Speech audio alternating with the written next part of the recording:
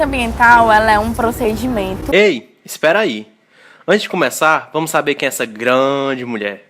Renata Fontes Cavalcante ingressou no IFCE de Maracanaú em 2007.2 para cursar Engenharia Ambiental e Sanitária, se formando no ano de 2013. Grande guerreira. Foi a Portugal para iniciar sua pesquisa em resíduos sólidos, no qual é tema de seu mestrado. Ah, não esquecendo que Renata também é apaixonada por lixo. Eu sou apaixonada por lixo, apaixonada por resíduos, apaixonada mesmo.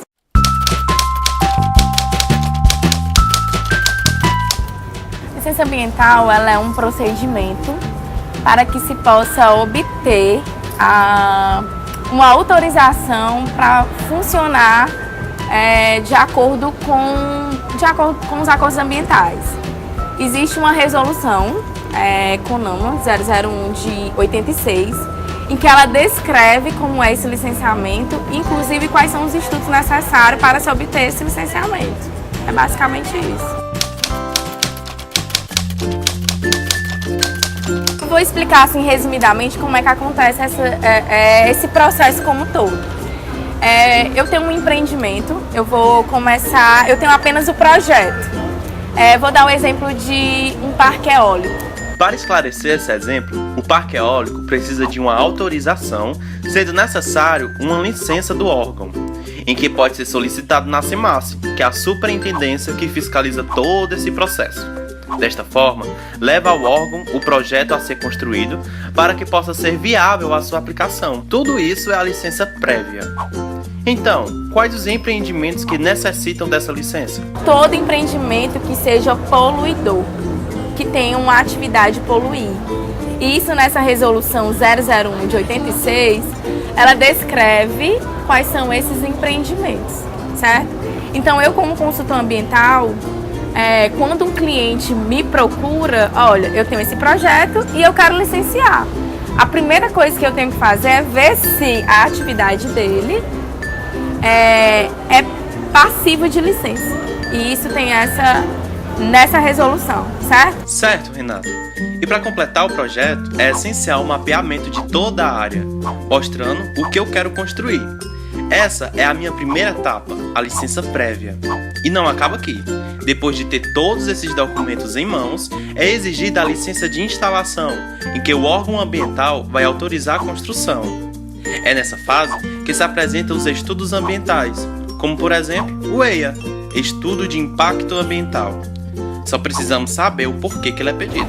Nesse estudo é o mais comum de ser pedido, porque eu vou diagnosticar a área e vou dizer, essa área aqui hoje ela é assim, e depois que eu construir e instalar, ela vai ficar assim.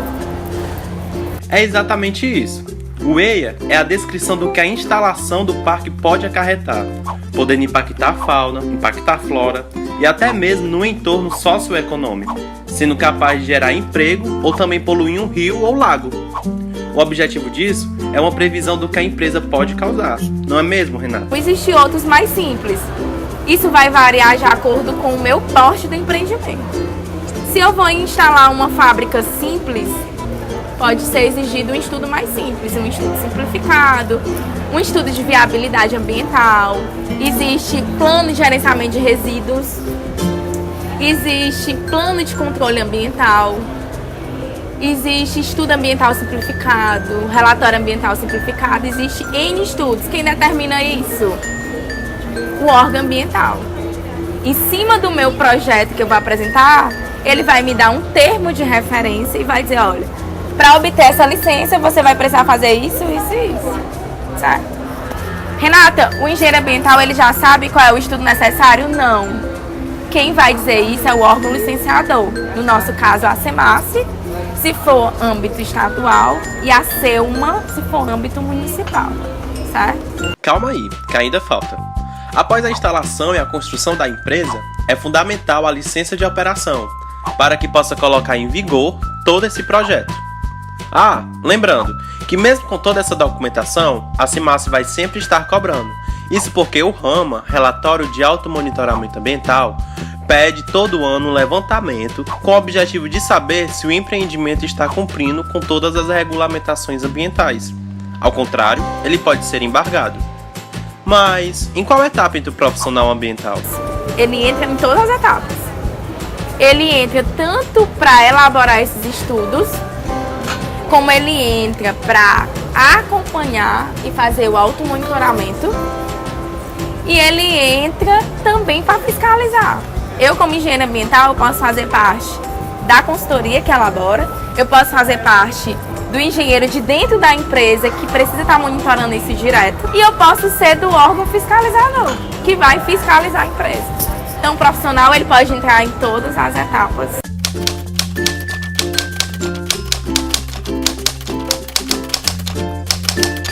Na Selma, se trabalha diferentes tipos de profissionais. Até mesmo advogado faz plano de gerenciamento de resíduos. Mas hoje está mais restritivo. Todo profissional ligado a essa área precisa de um conselho, como o CREA ou CRBio, seja ele técnico ambiental, geógrafos, geólogos, engenheiro ambiental ou até mesmo engenheiro civil, que pode tudo mesmo.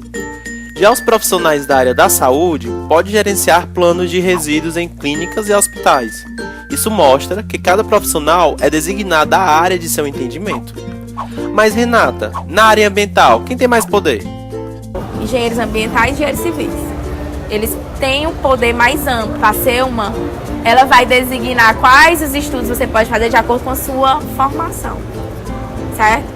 Eu, por exemplo, eu tenho um cadastro na Selma.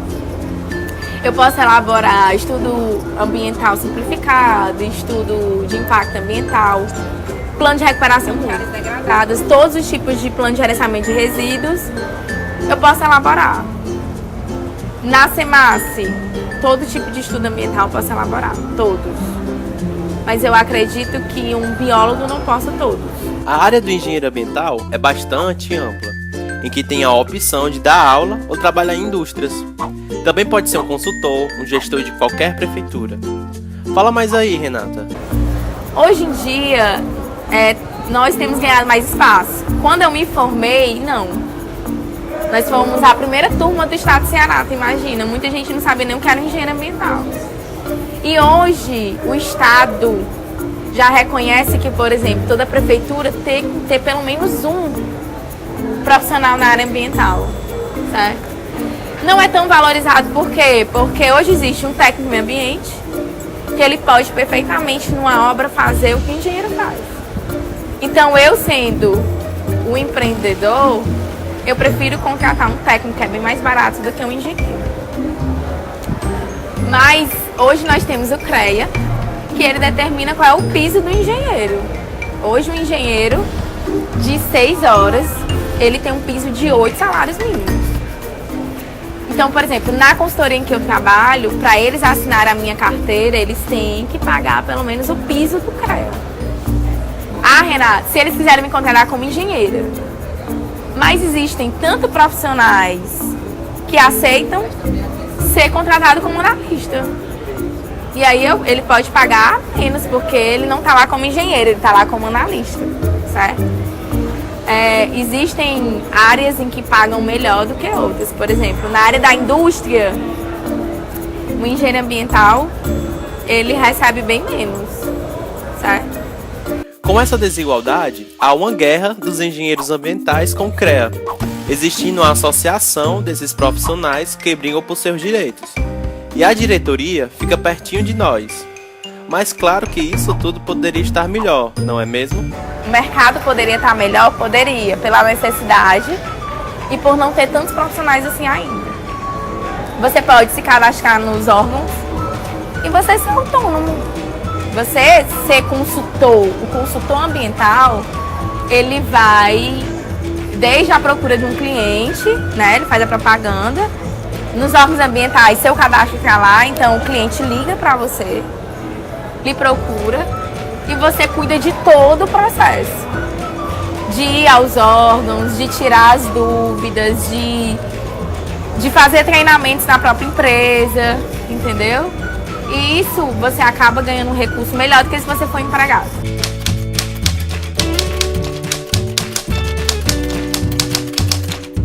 Entre engenheiro e técnico tem, claro.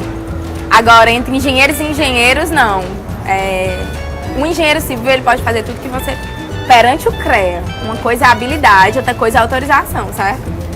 Perante o CREA, o engenheiro civil ele pode assinar qualquer projeto. Mas ele não teve as mesmas disciplinas que você vai ter. Ele não vai ter o mesmo conhecimento que você vai ter, certo? Não desanimem.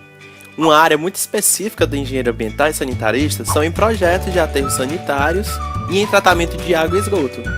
Não esqueçam que há diferença entre técnico e engenheiro. O engenheiro projeta, enquanto o técnico trabalha com gestão. A Renata tem um conselho a nos dar. Tentem durante a faculdade se especializar, pelo menos saber um pouco de tudo. Porque a nossa diferença do engenheiro ambiental é que ele consegue saber de todas as áreas.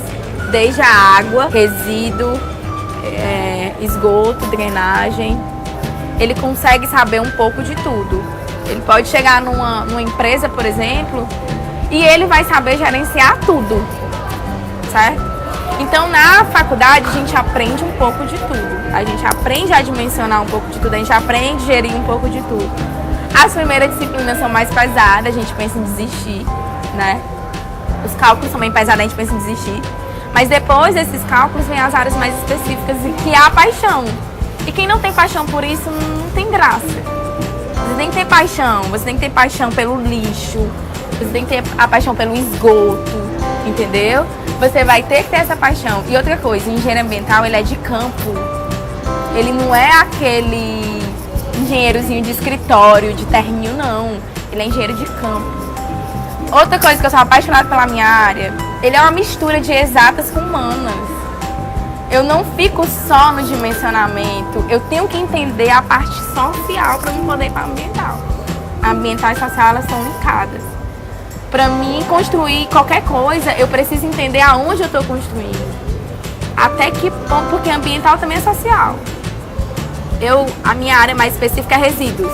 Eu sou apaixonada por lixo, apaixonada por resíduos, apaixonada mesmo. E eu trabalho diretamente com os catadores. É muito social. Eu vou para os lixões dos municípios, horríveis, é um cenário terrível. E tem famílias morando lá dentro, em que eu tenho que entender o social daquilo ali. Entrevistar aquelas famílias, ver qual é a melhor saída para eles ali e tentar educar eles da melhor forma possível. Isso é social. Essa é a diferença do engenheiro ambiental para o engenheiro civil. O civil ele só pensa em construir, o ambiental não. Pensa no social e no ambiental. Isso varia muito do projeto.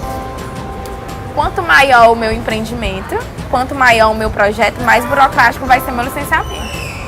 Por exemplo, construir um parque eólico é muito burocrático, conseguir licenciamento. Existem várias etapas para me chegar lá. Eu construí uma empresa de alimentos. É mais simples do que um parque eólico. Então, essa questão da burocracia, ela vai depender do porte do meu projeto. Infelizmente, o órgão ambiental daqui, ele é muito precário de técnicos. Muito reduzido o corpo técnico. Então, o técnico ele vai ter que ir na área, analisar também. E às vezes isso requer tempo. Para vocês terem ideia, eu fiz um RAMA, que é esse relatório de automonitoramento, para uma cerâmica. A gente fez um ano, e não foi analisado esse relatório. Juntou com o relatório do ano seguinte e a SEMASSE não deu o parecer do relatório do ano anterior. Quando eu liguei para lá, eles disseram, só existem 2 profissionais que analisam o ramo, um está de licença e outro de férias. Então tem uma pilha de processo aqui que não foi analisado. Então, depende. Depende de quem está pedindo a licença, ainda tem isso.